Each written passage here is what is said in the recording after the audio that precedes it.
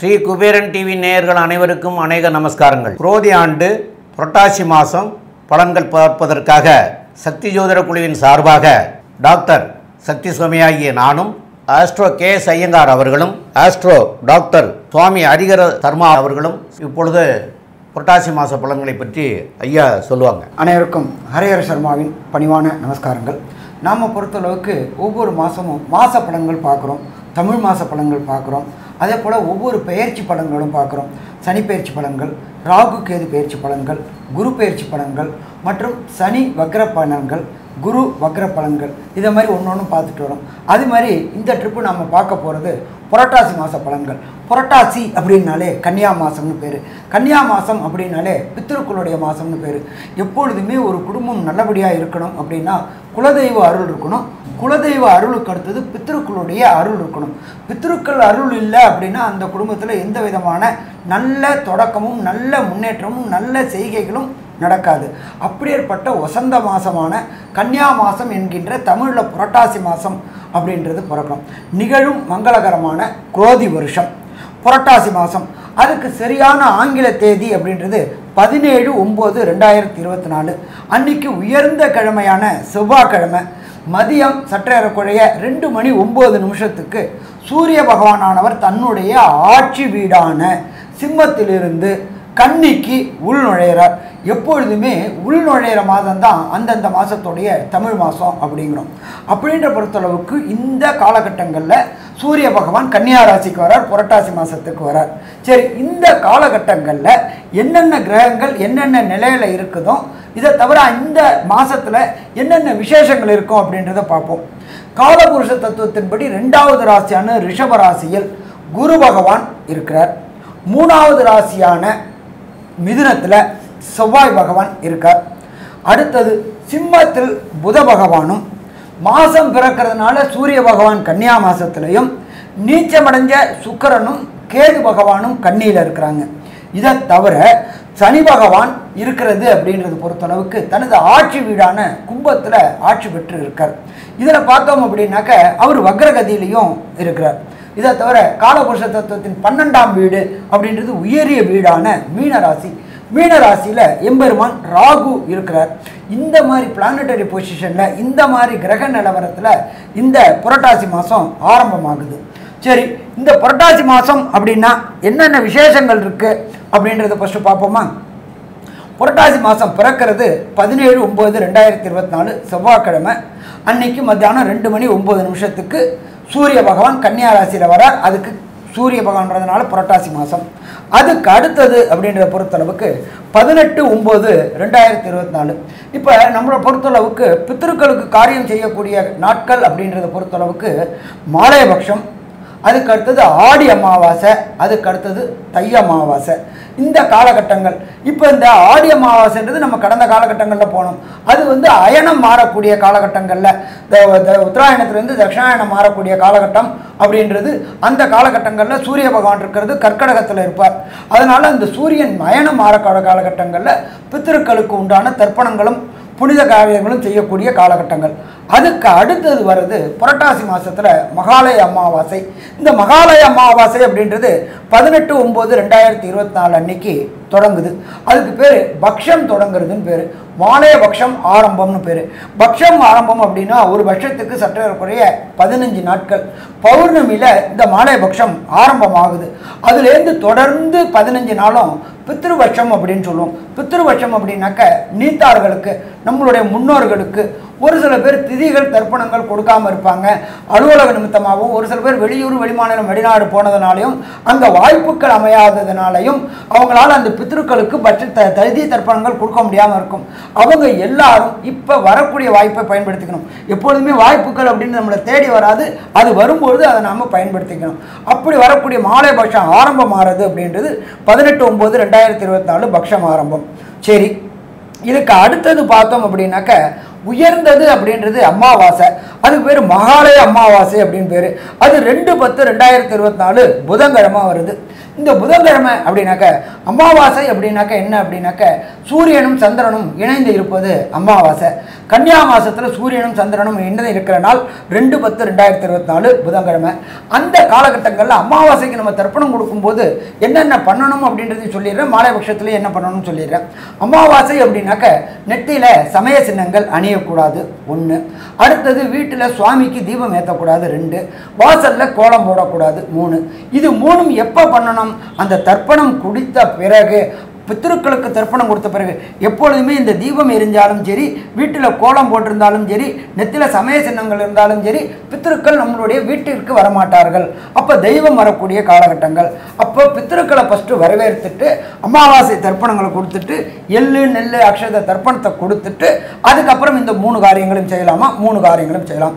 அப்போ இத்தனை காலகட்டங்கள் சாமி, நான் இதை மாதிரி வெளியூர் வெளிமாநிலத்தில் இருந்தேன், எனக்கு அங்கே ஆறு குளங்கள் நதிக்கரைகள் இல்லை, அங்கே தர்ப்பணம் பண்ணுறதுக்கு வச்சு கொடுக்க வாத்தியார் இல்லை, ஐயர் இல்லை அப்படின்னு நினச்சிட்டு இருந்தவங்க எல்லாருமே இந்த மாலை பட்சத்தில் கொடுக்கலாமா? கண்டிப்பாக கொடுக்கலாம். சரி, இதுக்கு அப்புறம் ஒரு சில பேருக்கு எங்கள் அப்பா அம்மா எங்கள் தாத்தா பாட்டி இறந்த திதியே தெரியாது, இறந்த நாள் தான் தெரியும் அப்படின்னு நினைக்கிறவங்களுக்கு 21/9/2024 அது என்ன அப்படின்னு கேட்டிங்கனாக்க மகாபரணி அப்படின்னு பேர். இந்த மகாபரணி நட்சத்திரம், மகாபரணி அன்னைக்கு யார் யாருக்கு இறந்தவங்க நாள், இறந்தவங்க திதி, இறந்த நேரம் எதுவுமே தெரியாதவங்க, நான் வெளியூரில் இருந்தேன், அப்பா எப்போ இறந்தாங்க, எப்போ ஜீவன் போணுச்சுன்னு தெரியாதவங்க அத்தனை பேரும் கொடுக்கக்கூடியது அப்படின்றது மகாபரணி அன்னைக்கு திதியும் தர்ப்பணமும் கொடுத்தா. சரி, இந்த திதி தர்ப்பணம் எங்கே கொடுக்கணும் அப்படின்னாக்க புனித நதிகளாக, அதாவது கங்கை, காவேரி, வைகை இதை மாதிரி இடத்துல கொடுக்கலாம்.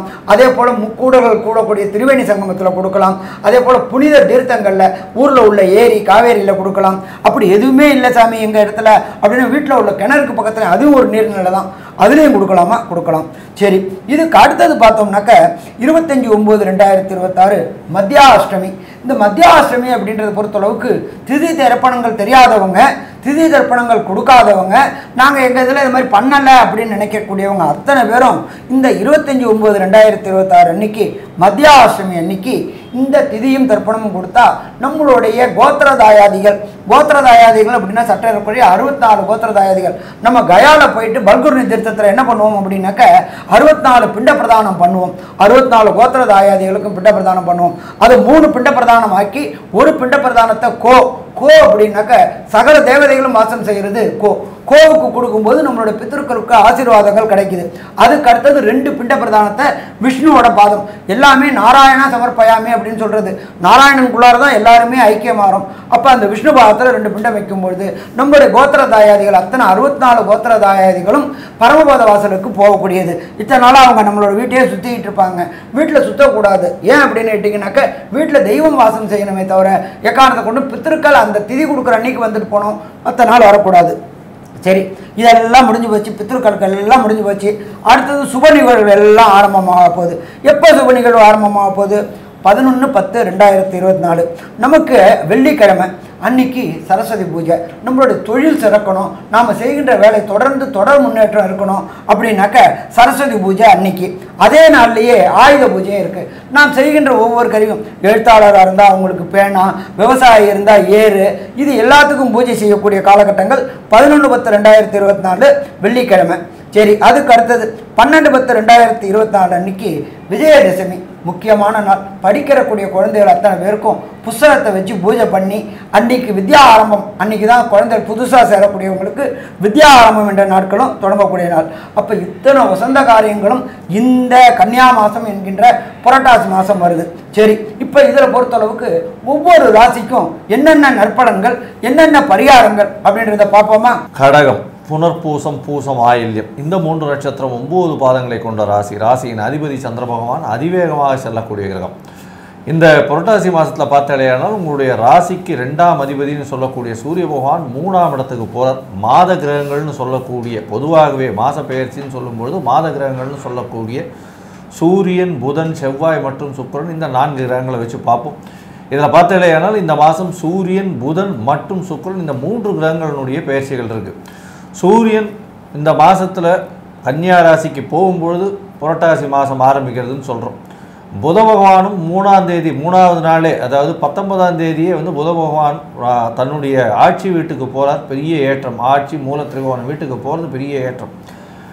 4ஆம் இடத்துல சுக்கிர பகவானும் அவருடைய ஆட்சி வீட்டுக்கு போகிறார். நல்ல ஒரு ஏற்றமான காலம் இந்த மாதம் வரப்போகிறது உங்களுக்கு. அதாவது கடகராசிக்காரர்களுக்கு அஷ்டமத்து சனின்னு ஒரு பயமுறுத்தி அவங்கள ரொம்ப மனசு கஷ்டத்தில் கொண்டு வந்துட்டாங்க. இந்த மாதம் பார்த்தாலேயானால் பெரிய ஏற்றம் கிடைக்கக்கூடிய காலகட்டம். ஏன்னா உங்களுடைய ராசிக்கு 3ஆம் அதிபதினு சொல்லக்கூடிய முயற்சி ஸ்தானாதிபதி ஆட்சி பெற்று போகிறதும் 4ஆம் இடத்துல சுக்கிரன் ஆட்சி பெற்று போகிறதும் பெரிய விசேஷம். இதன் மூலியமாக புதிய வீடு வாங்கக்கூடிய பாக்கியம் நிச்சயமாக உண்டு. அது தவிர பார்த்தாலேயானால் முயற்சிகள் எல்லாமே வெற்றி பெறக்கூடிய வாய்ப்புகள் நிச்சயமாக இருக்கும். இளைய சகோதரர்கள் மூலியமாக நல்ல ஒரு ஏற்றம் கிடைக்கும். இளைய சகோதரிகள் மூலியமாக நல்ல ஒரு ஏற்றம் கிடைக்கக்கூடிய காலகட்டமாக அமைய போகிறது. இந்த மாதத்தில் பார்த்தீங்கன்னா உங்களுடைய ராசிக்கு 8ஆம் இடத்துல இருக்கக்கூடிய சனி பகவான் வக்கரகதியில் இருக்கிறதுனால மிகப்பெரிய பிரச்சனைகள் எதுவும் வரக்கூடிய வாய்ப்புகள் நிச்சயமாக இல்லை. ஏன்னா அஷ்டமத்தில் சனி இருக்குது சார், எப்படி இருக்குமோ அப்படின்னா ஒன்றும் கவலைப்பட தேவையில்லை. பண வரவிற்கு பஞ்சம் இருக்காது. 2ஆம் இடத்தை சனி பகவான் பார்க்குறாரு சார், அப்புறம் எப்படி சார் இருக்கும் அப்படின்னா கவலைப்படாதீங்க. 2ஆம் இடத்தை சனி பகவான் பார்த்தாலும் சூரியன் 2ஆம் இடத்தின் அதிபதி தன்னுடைய நட்பு வீட்டில் இருக்கிறதுனால எல்லா முயற்சிகளும் உங்களுக்கு பணத்தில் கொண்டு வந்து கொடுக்கும். பணம் கொட்டும்படியாக இருக்கக்கூடிய காலகட்டமாக இருக்கும். வெளியூர் வெளிமாநிலம் செல்லக்கூடிய வாய்ப்புகள் நிச்சயமாக இருக்கும். சரி, இந்த மாதத்தில் வந்து இந்த கடகராசிக்காரர்களுக்கு அவர்களுடைய தொழில் எப்படி இருக்கும்? வெளிநாடு சம்பந்தமாக போகக்கூடிய வாய்ப்பு உண்டா? அதை தவிர வந்து அவர்களுடைய படிப்பு எப்படி இருக்கும்? போட்டித் தேர்வு எப்படி இருக்கும் அப்படின்றத ஐயா அரியரசர்மாகிட்ட கேட்போம். ஐயா நல்லா அற்புதமாக சொன்னீங்க. இப்போ பொறுத்தளவுக்கு படிப்பு, லோயர் எஜுகேஷன் அப்படின்றது நம்மளுடைய ஜோதிட சாஸ்திரத்தை சொல்கிறது 4ஆம் இடம். 4ஆம் இடத்துல 4ஆம் இடத்ததிபதியான சுக்கிர பகவானே ஆட்சி பெற்று இருக்கார். அப்போ லோயர் எஜுகேஷனுக்கு கடகராசியை சேர்ந்த அன்பர்களுக்கு எந்த விதமான தங்கு தடையும் இல்லாமல், படிப்பில் எந்த விதமான பிரச்சனையும் இல்லாமல் நல்லபடியாக படிப்பு அமையுமா? நல்லபடியாக படிப்பு அமையும். கவலைப்பட வேண்டிய அம்சமே இல்லை. சரி, ஹையர் எஜுகேஷன் அப்படின்றது நம்ம ஜோதிட சாஸ்திரத்தில் 9ஆம் இடத்தை சொல்கிறோம். 9ஆம் இடத்து அதிபதியான பிரகஸ்பதியான குரு பகவான் ராசிக்கு 11ஆம் இடத்துல சூப்பராக இருக்கார். அப்போ ஹையர் எஜுகேஷனான ஐஐடி, ஜேஇஇ, நீட்டு, பிஹெச்டி, ஐஏஎஸ், ஐபிஎஸ், ஐஎஃப்எஸ் போன்ற கல்விகள் படிக்கக்கூடிய கடகராசி அன்பர்களுக்கு வெற்றி வெற்றி வெற்றி கிடைக்கக்கூடிய காலகட்டங்கள். தொட்டதெல்லாம் தொடங்கக்கூடியது, வெற்றி பெறக்கூடிய காலகட்டங்கள். இந்த கடகராசி அன்பர்களை பொறுத்தளவுக்கு வெளியூர், வெளிமாநிலம், வெளிநாடு போய் படிக்கணும்னு நினைக்கக்கூடியவங்களுக்கு அதற்கு உண்டான வாய்ப்பையும் கொடுப்பாரா? கண்டிப்பாக வாய்ப்பை கொடுப்பார். ஏன்னா 9ஆம் இடத்துல உண்டான ராகு அப்படின்னாலே பிரம்மாண்டம் பிரம்மாண்டம் பிரம்மாண்டம். அப்போ பிரம்மாண்டத்துக்கு உண்டான ராகுக்கு இடம் கொடுத்த குரு பகவான் ராசிக்கு 11ல் இருக்கார். அப்போ வெளியூர் வெளிமாநிலம் போகிறவங்களுக்கு பிஆர், சிட்டிசன்ஷிப், விசா எளிதில் கிடைக்குமா? கிடைக்கும். சாமி அதெல்லாம் சரி, அதுக்குண்டான பணம் கிடைக்குமா? கண்டிப்பாக தனக்காரனான குரு பகவான் 11ஆம் இடமான லாபஸ்தானத்தில் இருக்கார். அவர் 9க்குண்டான ராகுக்கு வீடும் கொடுத்து இருக்கிறாரு. அப்போ தேவையான இடத்துல கேட்ட இடத்துல பணம் கிடைக்கும். லோனுன்னு கேட்டாலும் சரி, எதுன்னு கேட்டாலும் சரி கிடைக்கக்கூடிய வாய்ப்புகள் உண்டு. அப்போ ஹையர் எஜுகேஷன் பண்ணக்கூடியவங்களுக்கு இந்த காலகட்டங்களில் நல்ல நிலையை சொல்லலாம். சரி, தொழில் எப்படி இருக்கும் அப்படின்னு பார்த்தாக்க 10ஆம் இடம் அப்படின்றது நம்ம ஜீவனஸ்தானம் அப்படிம்போம். 10ஆம் இடத்ததிபதி உங்களுடைய ராசிக்கு 12ல் இருக்கார். செவ்வாய் பகவான் இருக்கார். இருந்தாலும் தொழிலில் சின்ன சின்ன முடக்கங்கள் இருக்கும். ஏன்னா அஷ்டமத்தில் சனி நடக்குது. ஆனால் அஷ்டமத்தில் சனி நடக்கிறது, அதை தவிர அவர் 2ஆம் இடமானத்தையும் பார்க்காரு, வாக்கு தன் குடும்பஸ்தானத்தையும் பார்க்குறாரு. அந்த இடத்துக்குரியவர் 3ஆம் இடத்துக்கு போயிட்டாரு. ஆனாலும் தகப்பனுக்கும் பையனுக்கும் எப்போதுமே ப்ராப்ளம். அப்போ இந்த காலகட்டங்களில் தொழிலில் எக்ஸ்பேன்ஷன் பண்ணுறதை இந்த புரட்டாசி மாதம் தவிர்த்துருங்க. புரட்டாசி மாதம் முடிஞ்சு ஐப்பசி மாதத்தில் எக்ஸ்பேன்ஷன் பண்ணுறது, அதாவது தொழில் விரிவாக்கம் பண்ணணும்னு நினைக்கக்கூடிய கடகராசி என்பவர்கள் புரட்டாசியை விட்டுட்டு ஐப்பசியில் தொடங்குங்க. சரி சாமி, ஏன் சாமி புரட்டாசியில் தான் நாங்கள் தான் பித்ருக்களுக்கு உண்டான காரியங்கள்லாம் செய்துடுறோமே, பித்ருக்களுடைய ஆசீர்வாதமும் குலதெய்வ ஆசீர்வாதமும் கிடச்சிருது, அப்போ பண்ணலாம், ஒன்றும் ப்ராப்ளம் கிடையாது. அந்த இதில் பார்த்தோம்னாக்க 12/10/2024 சனிக்கிழமை விஜயதசமின்னு வருது. அந்த விஜயதசமியில் தொடங்கக்கூடிய தொழில்கள் அத்தனையுமே சிறப்பாக இருக்குமா? சிறப்பாக இருக்கும். நம்ம அதுக்கு முதல் நாள் பார்த்தோம்னாக்க 11/10/2024 நம்மளுடைய பொருட்களுக்கு ஆயுத பூஜை, சரஸ்வதி பூஜை ரெண்டும் பண்ணுறோம். சரஸ்வதி அப்படின்றது தொழில் அபிவிருத்தி, விஜயதசமின்றது பொறுத்தவரை லட்சுமின்றது தனக்காரகன். அப்போ அதற்கு உண்டான காலகட்டங்களில் இந்த புரட்டாசி முடியக்கூடிய காலகட்டங்கள், அதாவது 11/10/2024 12/10/2024 தொடங்கிட்டோம் அப்படின்னு சொன்னாக்க வரக்கூடிய ஐப்பசி மாதம் ஆனந்தமான மாதமாக இருக்குமா? ஆனந்தமான மாதம்னு இருக்கும்னே சொல்லலாம்.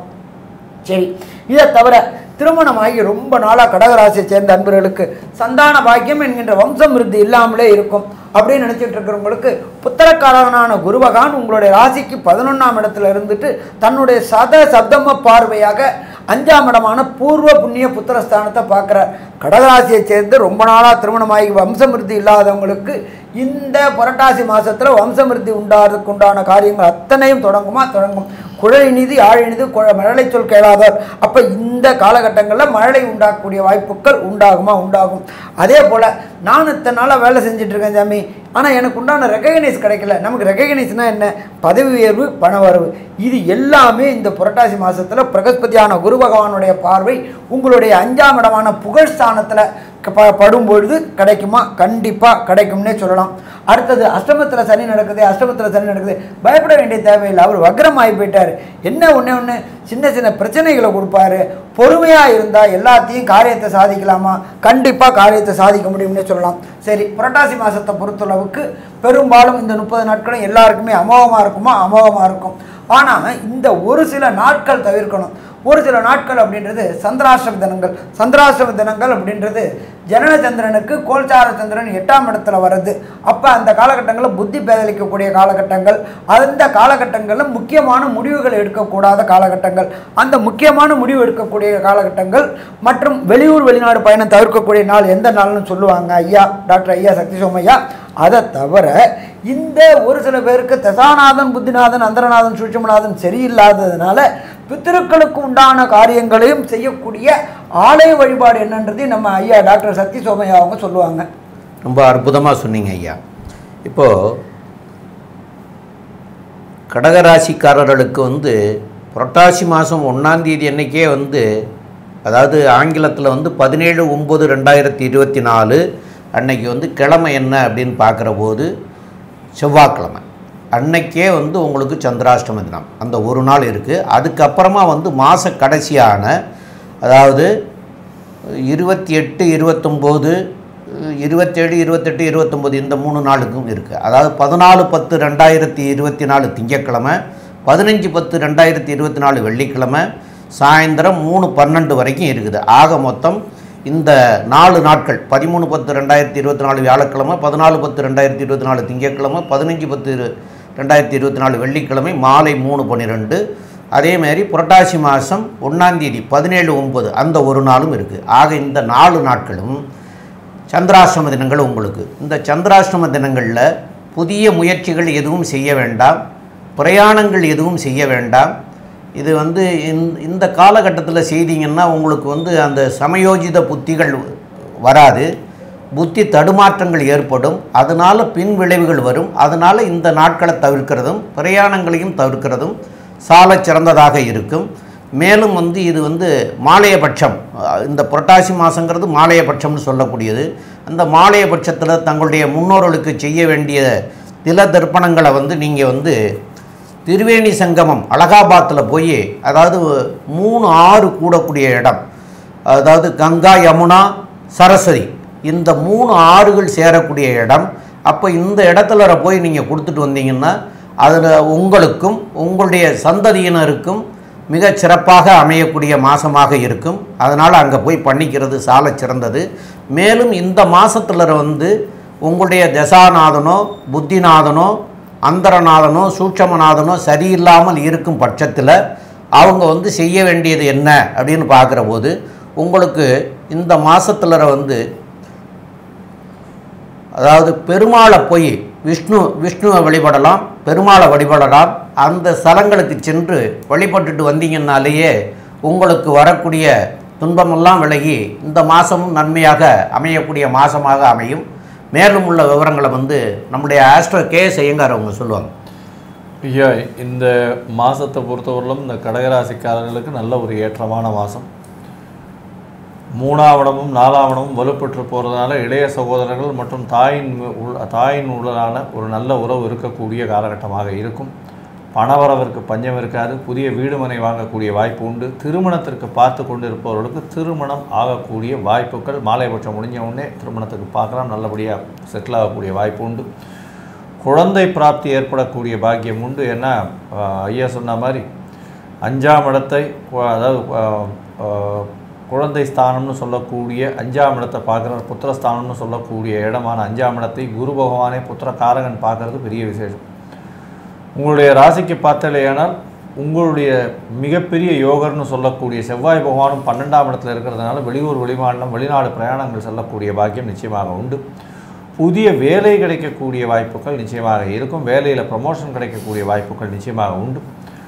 படிக்கக்கூடிய மாணவர்களுக்கு போட்டித் தேர்வில் வெற்றி பெற்றாலும் அவர்கள் இருக்கும் இடத்தை விட்டு வெளியில் சென்று படிக்க வேண்டிய கட்டாயம் ஏற்படக்கூடிய வாய்ப்புகள் நிச்சயமாக இருக்கும். இந்த மாதம் பார்த்தடையானால் இந்த கடகராசிக்காரர்களுக்கு பெரிய ஏற்றம் இருக்கும். இருந்தாலும் உடல் நலத்தில் கொஞ்சம் ஜாகிரதையாக இருக்கணும். தேவையற்ற பழக்க வழக்கங்களில் ஈடுபடாமல் இருக்கிறது நல்லது. கடகராசிக்காரர்கள் என்ன அஷ்டமத்தில் சனி பகவான் இருந்து வக்கரகதியில் இருக்கார். அதனால் பொறுமையாக இருக்கிறது ரொம்பவும் நல்லது. பணம் விரயங்கள் கொஞ்சம் ஆகக்கூடிய வாய்ப்புகள் கொஞ்சம் அதிகம். தொழிலுக்காக தேவையற்ற தொழிலுக்கு போடுறேன்னு சொல்லிட்டு அது விரயமாக போகக்கூடிய வாய்ப்புகள் உண்டு. கொஞ்சம் பொறுமையாக பணத்தை யோசித்து செலவு பண்ணுவது ரொம்பவும் நல்லது. மொத்தத்தில் இந்த மாதத்தில் பார்த்தோம்னா கடகராசிக்காரர்களுக்கு நல்ல ஒரு ஏற்றமான மாதம் அப்படின்னு இந்த சக்தி ஜோதிட குழு சொல்லுது. நன்றி, நமஸ்காரம். ஸ்ரீ குபேரன் டிவியை பார்த்தமைக்கு நன்றிகள். மேலும் இது போன்ற தகவல்களை தெரிந்து கொள்ள ஸ்ரீ குபேரன் டிவியை சப்ஸ்கிரைப் செய்யுங்கள். மறக்காமல் பெல் ஐக்கானை கிளிக் செய்யுங்கள்.